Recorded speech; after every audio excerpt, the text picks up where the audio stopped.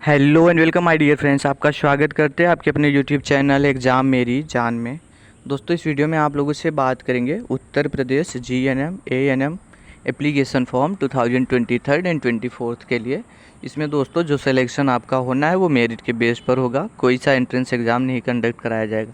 और मैं ये बार बार से बोलता हूँ वीडियो के स्टार्टिंग में ही, लेकिन स्टूडेंट्स फिर भी पूछते हैं कि सर एग्ज़ाम कब होगा।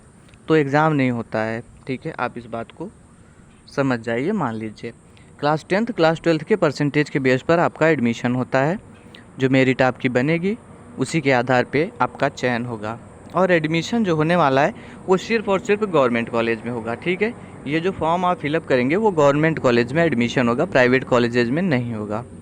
प्राइवेट में कैसे एडमिशन होगा इस पर डिस्कस कर चुका हूँ, आप देख लीजिएगा वीडियो, ठीक है। अब यहाँ पर प्रॉब्लम क्या आ रही मैं वो बात करने वाला हूँ। जैसे छात्रों को फॉर्म भरने में समस्या आ रही, वो फॉर्म नहीं फिलअप कर पा रहे, एलिजिबल नहीं बता रहा उन्हें। तो क्या आप लोग आवेदन नहीं कर सकते, और अगर कर पाएंगे तो कैसे कर पाएंगे, इस टॉपिक पे बात करूँगा। वीडियो इंपॉर्टेंट होने वाली है, लाइक करते हुए चैनल सब्सक्राइब कर लें, क्योंकि दोस्तों आपको एएनएम जीएनएम से रिलेटेड छोटी बड़ी हर एक इन्फॉर्मेशन इस चैनल पर आसानी के साथ मिल जाएगी। चलिए फ्रेंड्स, स्टार्ट कर लेते हैं हम वीडियो को। सबसे पहली बात, अगर आपको एप्लीकेशन फॉर्म फिलअप करना है तो ये साइट पता होनी चाहिए आपको, ठीक है। मैं लिंक दे दूंगा डिस्क्रिप्शन बॉक्स में, या फिर आप साइट में लिख सकते हो, इधर ऊपर जो मेंशन है djmhup.gov.in। ये तो आपको समझने के लिए बताया, अदरवाइज मैं साइट पर डायरेक्ट से आ सकता था। अभी देखोगे आप लोग, यहाँ पर चले आओगे तो ये दिख जाएगा ANM GNM training 2023 admission portal, ऐसा कुछ दिखा। नीचे थोड़ा सा आ जाते पहले, यहाँ पर देखिए जो नोटिस वगैरह होती है वो मेंशन की जाती है, वो अपलोड की जाती है। इसी में आपका दिख गया एएनएम ट्रेनिंग का, फिर जीएनएम ट्रेनिंग का, इसको कर लीजिए डाउनलोड। मैं जीएनएम का पहले कर लेता हूँ, पहले से भी किया है, फिर से कर लेते हैं जिससे आपको एक्सप्लेन कर सके। लेकिन उसके पहले बैक आते हैं लेके, ये जो एएनएम जीएनएम वाला सेक्शन है इधर पे क्लिक कर लेता हूँ मैं।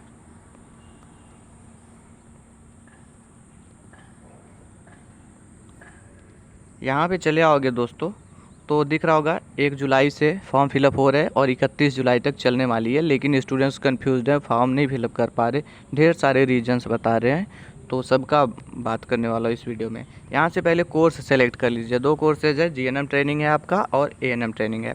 जीएनएम ट्रेनिंग को मैं सेलेक्ट कर लेता हूँ, प्रोसीड कर लेता हूँ, ठीक है। यहाँ पर चले आना आप लोग, तो पूरी गाइडलाइन पहले देख लेना। एक नोटिस ये है, उसके नीचे दूसरा, तीसरा, चौथा, पाँचवा, छठा, पूरे 6 नोटिस है दोस्तों। आप पूरे 6 के 6 अच्छे से पढ़ लें, ठीक है। मैं टेलीग्राम पे इसको दे चुका हूँ, आप फिर से देख ले, तभी आपको क्लियर हो पाएगा आप फॉर्म फिलअप कर पाएंगे या फिर नहीं कर पाएंगे। अभी जो मैंने जीएनएम के लिए नोटिस डाउनलोड किया है उसको मैं ओपन कर लेता हूँ, यहाँ से समझाने की कोशिश करते। ये 15 जून को एडवर्टाइजमेंट आपका रिलीज हुआ था। यहाँ क्या बता रहे, सामान्य उपचारिका प्रशिक्षण वर्ष 2023 हेतु ऑनलाइन आवेदन पत्र आमंत्रित किए जाने के संबंध में, ठीक है। तो ये सब बहुत ज़रूरी नहीं है, ज़रूरी यहाँ पर आता है जहाँ आपको प्रॉब्लम क्रिएट होती है। सभी चीज़ें नोटिस में मेंशन है, फिर भी हम एक्सप्लेन करते हैं और आपका क्वेश्चन आता है कि सर ये बात नहीं समझ में आई, एडमिशन कहाँ पे होगा। तो देखिए 453 सीट है और 9 राजकीय प्रशिक्षण केंद्र, मतलब 9 गवर्नमेंट सेक्टर में, गवर्नमेंट कॉलेजेस में, ट्रेनिंग सेंटर्स में आपका एडमिशन होने वाला है।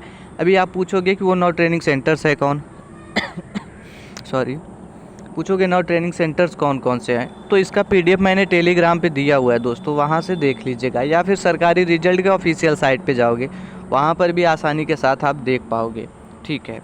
अब बात कर लेता हूँ फॉर्म फिलअप करने संबंधित। ये रहा शैक्षिक अर्हता है, मतलब पहले तो आपको एजुकेशनल क्वालिफ़िकेशन होना चाहिए, जो ये मांग रहे हो वो आपके पास होना चाहिए फॉर्म फिलअप करने के लिए।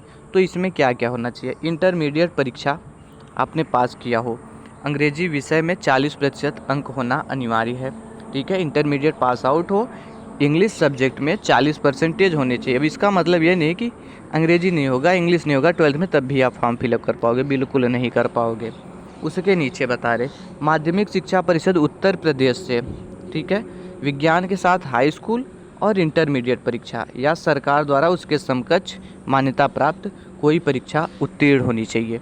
सीधा सीधा लिखा है माध्यमिक शिक्षा परिषद उत्तर प्रदेश से। आप यूपी से साइंस स्ट्रीम के साथ हाई स्कूल और इंटरमीडिएट परीक्षा पास आउट किए हो, या इसके समकक्ष यूपी में ही कोई और सा भी कोर्स अगर आप किए हो जो इंटरमीडिएट के समकक्ष हो, तब आप फॉर्म को फिलअप कर सकते हैं। अब इसमें ऐसा कुछ भी दोस्तों नहीं समझाने जैसा है कि कौन कर पाए कौन नहीं कर पाएगा। दो चीज़ें थी, आप उत्तर प्रदेश से माध्यमिक शिक्षा परिषद से विज्ञान के साथ साइंस के साथ हाई स्कूल इंटरमीडिएट होना चाहिए, इंग्लिश लैंग्वेज होनी चाहिए और उसमें 40% अंक पाना अनिवार्य है आपके लैंग्वेज में, इंग्लिश में। समझ रहे? या तो एक क्राइटेरिया ये चल सकता है या फिर उसके नीचे कुछ और मेंशन कर रहे, देखता हूँ वो क्या है।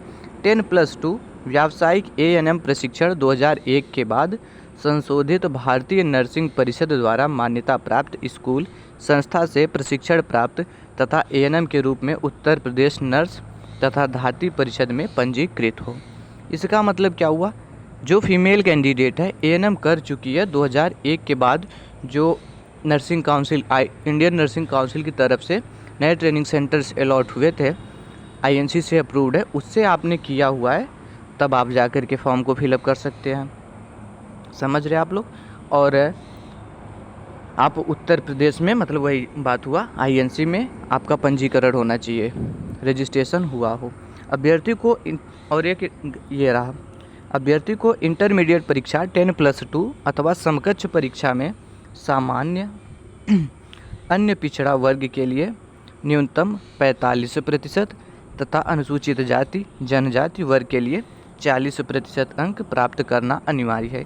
ठीक है, इस बात को अच्छे से समझे। 10+2 आपने किया हो 10+2 आपने किया हो, अगर आप सामान्य या अन्य पिछड़ा वर्ग में आते हो तो 45% आप मार्क्स होने चाहिए बोर्ड एग्जामिनेशन में क्लास 12th में।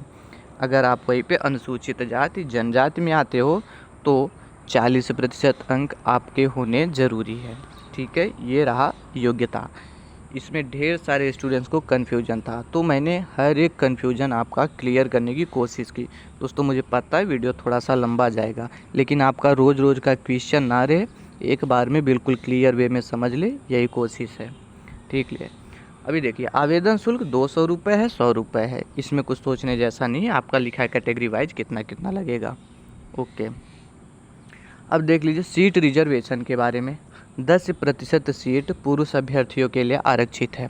कितनी सीटें हैं? 453। इसका 10% निकाल लीजिएगा और वही सीटें जो आपकी रहने वाली है वो मेल कैंडिडेट के लिए है, मतलब उस पर फीमेल कैंडिडेट का एडमिशन नहीं होगा। समझ रहे? और 453 का 10% तो आपका इसमें कुछ सोचने जैसा है नहीं, तो 45.3 आ रहा है, तो मान सकते हैं 45 सीटों पर सिर्फ और सिर्फ मेल कैंडिडेट का एडमिशन होगा, फीमेल कैंडिडेट का नहीं होगा। और इतने ही सीट पर मेल कैंडिडेट का एडमिशन होने वाला है। आगे देख लेता हूँ इसमें। देखिए शेष उपलब्ध सीटों में 15% आरक्षण ANM कार्मिकों को जिन्होंने उत्तर प्रदेश स्वास्थ्य विभाग में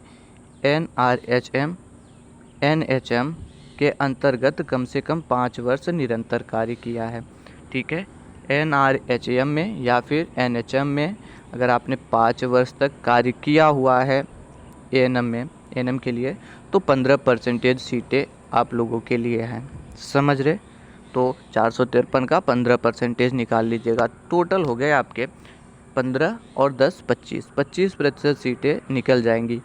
बाकी जो आपकी 75% सीटें बचती है उस पर किसी को भी एडमिशन दिया जा सकता है जो 12th पास आउट होकर के फॉर्म फिलअप करेगा।